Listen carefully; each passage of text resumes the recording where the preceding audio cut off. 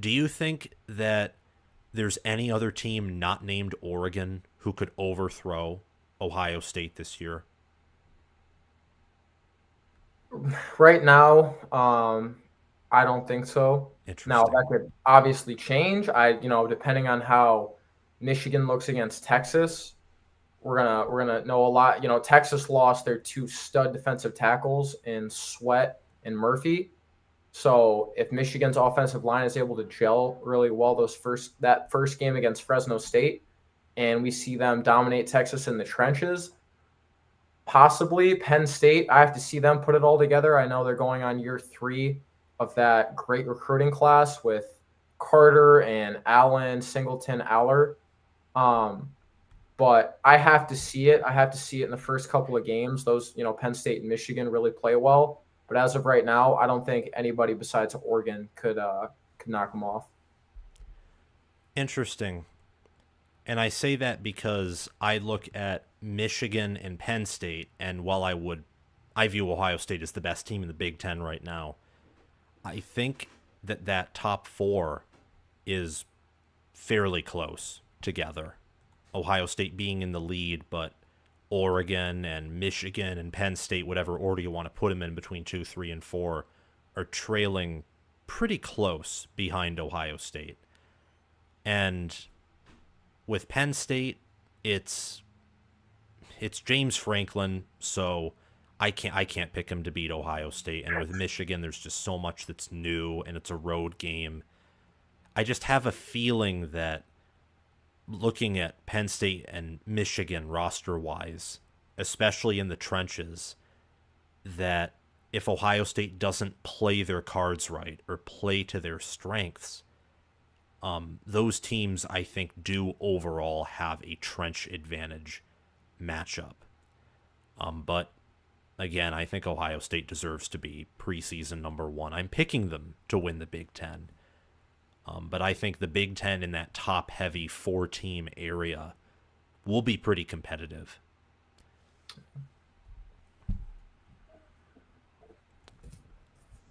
I would say Penn State, like you said, James Franklin. The dude, I don't. What is he? 1-9 against Ohio State now. 1-8. Yep, 1-9 against Ohio State, and he's never beaten a top 10 Michigan team. Like he actually can't.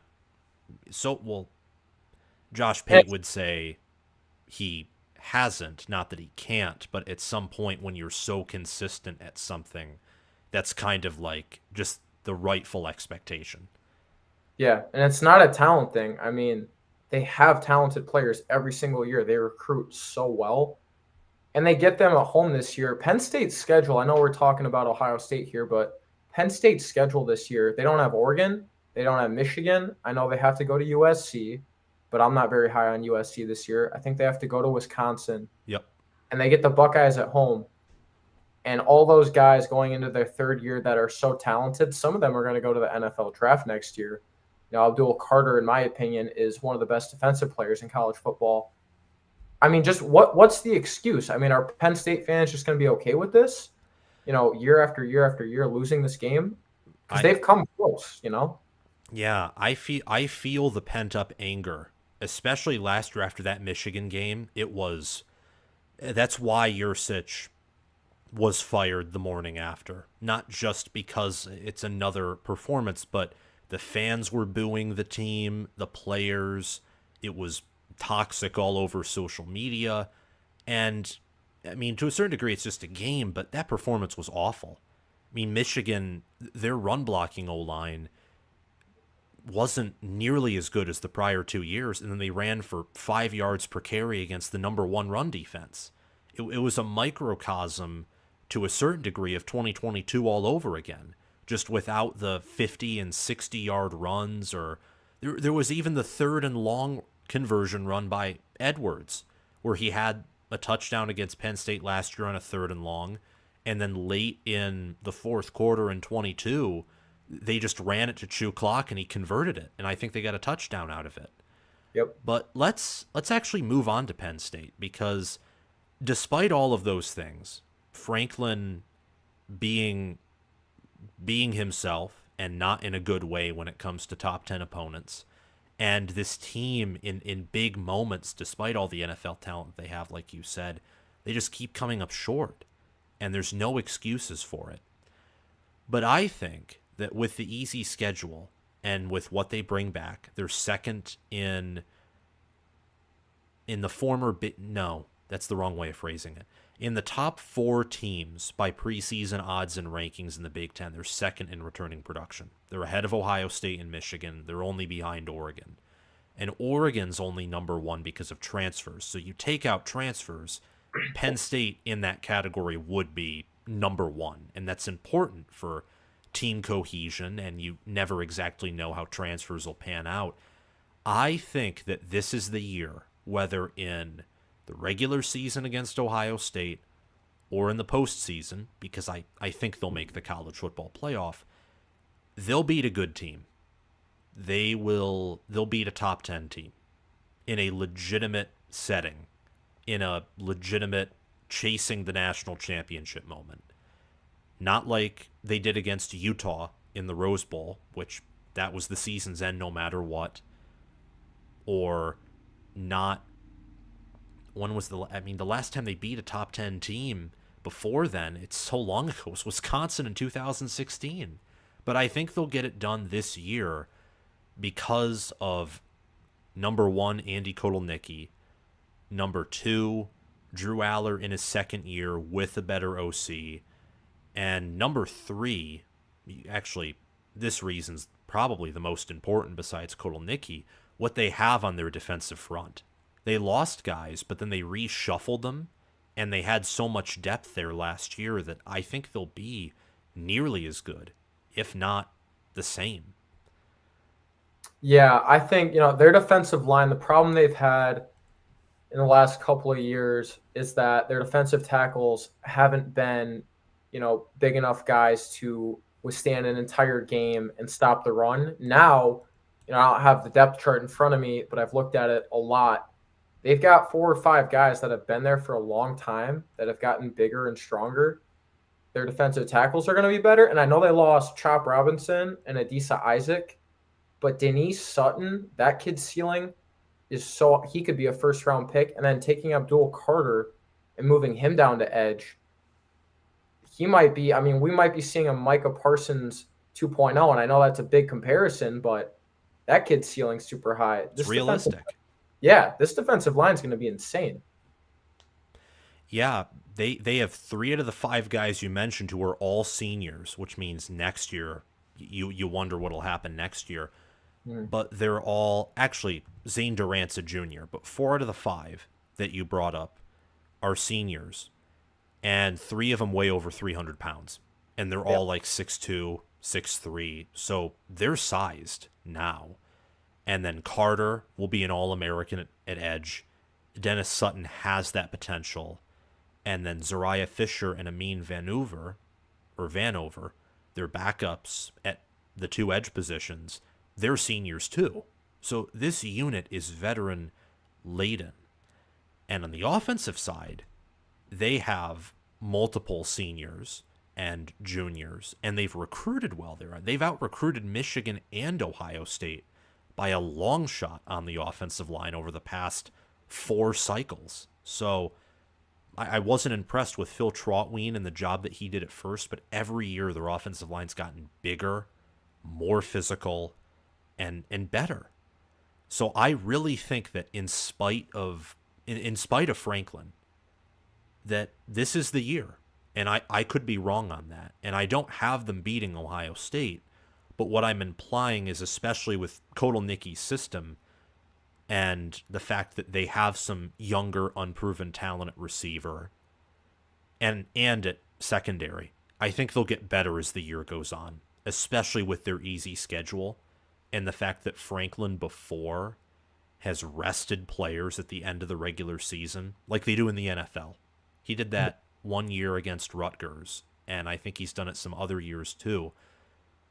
That's a very NFL-esque strategy. And especially with the 12-team playoff, that could pay dividends. And I think that an 11-1 Penn State team gets a home playoff game. They'll host what is probably a top 10 team. And I think either there or against an Ohio State team that I think they match up very well with for their defensive line to Ohio State's O-line, I think they get it done. Do you disagree with me on that? It's understandable if you do. It's bold to pick Franklin to win anything of significance. I have them going 11-1, and their only loss being Ohio State. I have Oregon going 12-0 and then losing to Ohio State in the Big Ten championship. But yeah, I think Penn State's going to make the college football playoff. I think they're going to host a playoff game just like you, and I'm right on the same page as you. I think this could be the year, not in the sense of winning the Big Ten, but finally doing something significant and winning a playoff game. I think they have a great opportunity to. I think they're going to win a playoff game. If they get seeded 7th or 8th and they host, the 12th or 11th best team or whatever. Yeah, it's all going to come down to Drew Aller. I hope. Looking at the film last year, I've watched cut-ups of that Ohio State game probably half a dozen times now. I don't know what was going on. I don't know if it was coaching or they changed, a lot of plays in their playbook. But Aller just seemed off that entire game. Their game plan sucked. They passed 43 times and only ran it like 20. If they did the reverse, they may have won. In retrospect, with how, like, if you consistently ran on Ohio State's D-line, it was good, but because they played in wide technique, if you consistently ran on them, you could get, like, in field goal range and just take what you could get. I have no clue why they passed 43 times against what ended up being the nation's best secondary, at least in rating allowed and completion percentage. It was awful. No sense to me. And they had two great offensive tackles that are now gone, Fashanu and Wallace. It was like, lean on those guys. Like, use Singleton and Allen, get 4 or 5 yards. They're playing wide technique. Like, you have these gaps are open. It didn't make any sense. It was a total lack in competent coaching. I did not understand that game plan at all. Yeah, it was like, what are you doing? And then when they passed on 3rd and 1, which really you should QB sneak it with Aller, but even then, Lambert Smith beat his guy, and that was a touchdown if they got it, and Aller just threw it way behind him. So his development was off, coaching was off. Outside of coaching, because with coaching, especially with Franklin and coaches that have been there a while, it's the same thing with, like, Ferentz. I don't want to continue to mention Franklin because he's done a good job for a lot of things. But, like, with Ferentz, for example, Iowa will never have a top 10 offense. Like, you just know things. It's same with Harbaugh. You're never going to have a top 5 or top 10 recruiting class. And your offense is never going to light up the scoreboard, even if it can. Outside of coaching, what does Penn State need to do to beat Ohio State? Because if they beat Ohio State, they're definitely going 11-1 or 12-0. And if they beat the Buckeyes, you're not just talking about a team that can win the Big Ten. You're talking about now a team that can win it all if they beat Ohio State. Yeah, I know. So Keandre Lambert-Smith transfers out. I think he went to Auburn. They're able to bring Julian Fleming in from Ohio State. A kid that they recruited really hard and were very disappointed when he didn't choose them. I know Caden Saunders is back. Clifford's little brother is still there. So they have a solid receiving core. Now, Theo Johnson's gone. I'm blanking on the other tight end they had a couple years ago, but he's gone. They have Nate Warren, I believe is his name, big tight end, number 44, big target. Drew Aller's got to take that next step. I mean, he's a big kid, 6'5", 240. Some people have used a comp of, him becoming the next Josh Allen. I don't see that. I think Allen is way, way more mobile. But if Aller can improve and sit in the pocket better, make better reads, because for some reason, I think it might be coaching, he always looks like he's in a rush in big games. And I don't know if that's a lack of confidence in his offensive line and he doesn't think he's getting the protection he needs, but he never really sets his feet. And now with them losing Fashanu and Wallace, he's going to have to put that trust into two new guys, blocking out there for his blind side. So, yeah, Aller's got to settle in. He's got to mature, and he's going into his junior year now. He's an upperclassman. If Aller can play at a first round draft pick level, which so many mock drafts have him going in the first round. Really? A Still? lot. Yeah. Surprise. Yeah, I don't get it either, but we got to see it first. But if Aller's able to improve about 25%, this Penn State team is going to be really, really good. Yeah, it really is. In terms of unlocking their ceiling, it is in his hands because I think even with what they lose at secondary, they'll be good there. We already talked about the defensive front. They should, once again, I would say, come close to leading the nation or perhaps lead the nation in sacks. They'll probably lead the Big Ten in that category, given what they had last year, what they bring back. And on offense, their offensive line, while probably not elite, they return enough. Nick Dawkins, their last year's backup center, projected to start this year. He's a senior. They have Sal Wormley coming back and JB Nelson. They should be good on the interior. And Warren's one of the nation's best tight ends. So it's really all about, can Julian Fleming stay healthy? Can Caden Saunders step up? And can Aller step up? And can Singleton hit those holes? Because he couldn't do that last year. He had a very almost Donovan Edwards-like season last year where both him and Singleton struggled to find open holes in space.